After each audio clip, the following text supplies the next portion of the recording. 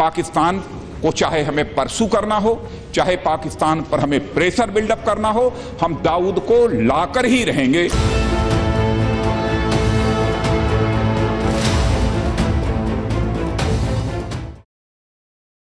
आज 14 दिन गुजर गए, कई उदास रातें गुजर गई, उम्मीदों में आसमान में तकते तकते कई दोपहर गुजर गए, लेकिन वो दाऊद और हाफिज सईद लॉरेंस बिश्नोई को नहीं मिल रहा है, जो पहलगाम हमले का सबसे बड़ा गुनहगार है। नमस्कार, आप देख रहे जनतंत्र टीवी और मैं हूँ आपके साथ सद्दाम करीमी। लेकिन आज भी भारत उसी शिद्दत से उसे तलाश रहा है, इसलिए क्योंकि कानून का मुजरिम अदालत की चौखट पर लाया जाए और उसे उसके गुनाहों का सजा मिले। मगर अफसोस, लॉरेंस बिश्नोई की सोशल मीडिया पर पोस्ट सिर्फ बातों में ही गुजर गई। पेश है एक रिपोर्ट। दाऊद इब्राहिम वर्ष 1993 में मुंबई में हुए सीरियल बॉम्ब ब्लास्ट के मामलों में वांछित है। भारत के पास उसके पाकिस्तान में मौजूद होने की विश्वसनीय सूचनाएं हैं। तो क्या हुआ दाऊद का? तो कहां है दाऊद? मोदी सरकार ने तो उसको लाने के लिए पूरा दम लगा दिया है। और क्या दाऊद को पाकिस्तान से हिंदुस्तान की चौखट पर लाया जा सकेगा? दरअसल दिल्ली में दाऊद को लेकर दो सोच काम कर रही थी। एक जो पाकिस्तान पर अंतर्राष्ट्रीय दबाव बनाकर दाऊद को कानून के रास्ते से भारत लाना चाहती थी। एक वो जो दाऊद और हाफिज सईद को जिंदा या मुर्दा दबोचना चाहती थी, और वो किसी भी हद तक जाने के लिए तैयार थी। किसी भी देश में घुसकर दाऊद और सईद को मारने के लिए तैयार थी।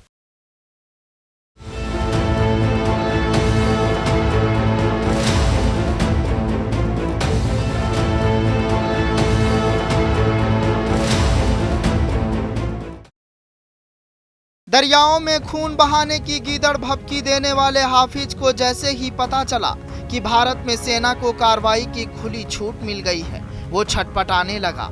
इतना ही नहीं, 7 मई यानी कल देश भर में मॉक ड्रिल का आयोजन किया जाएगा। सायरन भारत में बजेगा और कांपेगा पाकिस्तान, हिलेगी पाक की धरती, डोलेगी मियां शहबाज की कुर्सी। लेकिन लॉरेंस गैंग के डर से पहलगाम हमले का मास्टरमाइंड नंबर 1 लश्करे का मुखिया हाफिज सईद एक नए एड्रेस पे जाकर दुबक गया है। खुफिया एजेंसियों के हवाले से खबर मिली है कि पाकिस्तान आर्मी ने हाफिज को नई जगह पर शिफ्ट कर दिया है, क्योंकि लॉरेंस बिश्नोई पाकिस्तान के लिए सिरदर्द बना हुआ है। ये दिल्ली है, हिंदुस्तान का सबसे जिंदा दिल शहर, लेकिन इस शहर की फिजाओं में अजीब सी उदासी है। एक अजीब सा खौफ छाया हुआ है जब पहलगाम हमले का जिक्र होता है। हाफिज सईद और दाऊद इब्राहिम और उसकी खूनी साजिशों ने भारत देश के लोगों को खून के आंसू रुलाए हैं।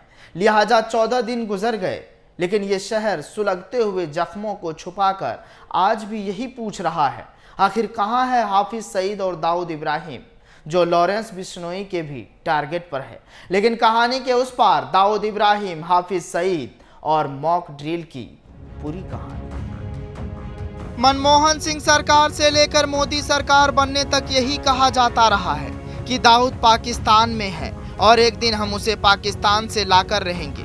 इस दौरान दाऊद के पाकिस्तान में होने के तमाम सबूत और यहां तक कि कराची में उसके ठिकाने की तस्वीरें, मोबाइल फोन के नंबर और उसकी आवाज के नमूने सामने लाए गए हैं। दाऊद इब्राहिम के पाकिस्तान भागने के बाद बड़ी मुश्किल से मुंबई पुलिस ने शहर को गैंगस्टर मुक्त करने में कामयाबी पाई थी। लेकिन जिस तरह पाकिस्तान पर लॉरेंस बिश्नोई गैंग के पंजे की पकड़ बढ़ती दिख रही है, उसके मंसूबों को लेकर सहज अनुमान लगाया जा सकता है। एक दशक के अंदर लॉरेंस बिश्नोई ने जिस तेजी से संगठित जुर्म की दुनिया में कदम बढ़ाए हैं, उससे ये आशंका बढ़ती ही जा रही है कि जेल में बंद रहकर भी जरायम का साम्राज्य चलाने का तजुर्बा लॉरेंस बिश्नोई को मिल चुका है और पाकिस्तान तबाही का मंजर देखेगा।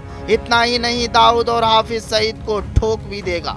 लेकिन आप दर्शकों से अपील है कि कल यानी 7 मई को सायरन बजेंगे, जिसको लेकर कुछ दिशा निर्देश है। मॉक ड्रिल के दौरान हवाई हमले की चेतावनी देने वाला सायरन बज सकते हैं। यह समझना आवश्यक है कि यह एक अभ्यास है, इसलिए घबराने की कोई जरूरत नहीं है। सायरन की आवाज सुनकर शांत रहे और प्रशासन के निर्देशों का पालन करें।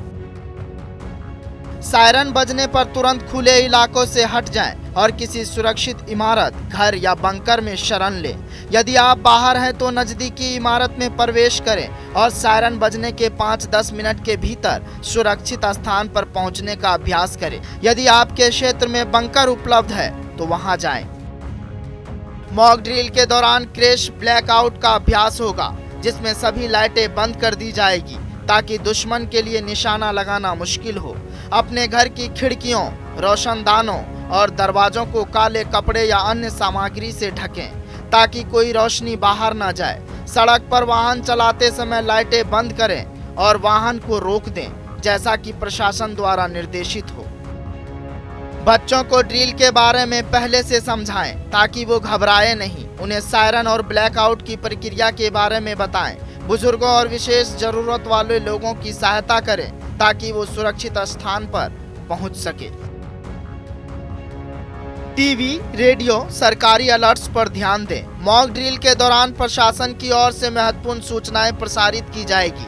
अफवाहों से बचें और केवल आधिकारिक स्रोतों से जानकारी लें। पहलगाम आतंकी हमले के बाद पाकिस्तान को जवाब देने को लेकर देश में बैठकों का दौर जारी है। इसी कड़ी में 7 मई को देश भर में मॉक ड्रिल का आयोजन किया जाएगा। जम्मू कश्मीर के पहलगाम में 22 अप्रैल को हुए आतंकी हमले के बाद केंद्र सरकार ने सुरक्षा तैयारियों को लेकर बड़ा कदम उठाया है। गृह मंत्रालय ने देश के कई राज्यों को 7 मई को व्यापक नागरिक सुरक्षा सिविल डिफेंस मॉक ड्रिल आयोजित करने के निर्देश दिए हैं, जिसके लिए जिलों और शहरों की लिस्ट जारी कर दी गई है। लिस्ट में आगे बदलाव हो सकता है। दिल्ली में 2 स्थान, दिल्ली कैंट और नई दिल्ली में मॉक ड्रिल का आयोजन किया जाएगा।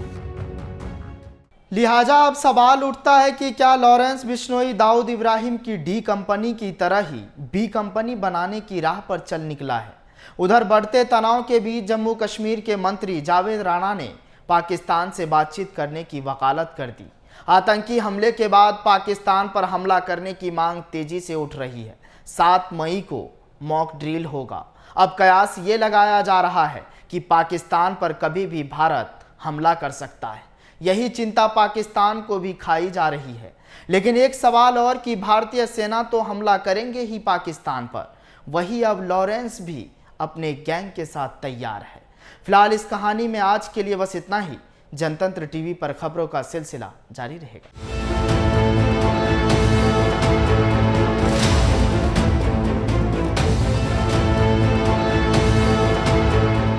ब्यूरो रिपोर्ट, जनतंत्र टीवी।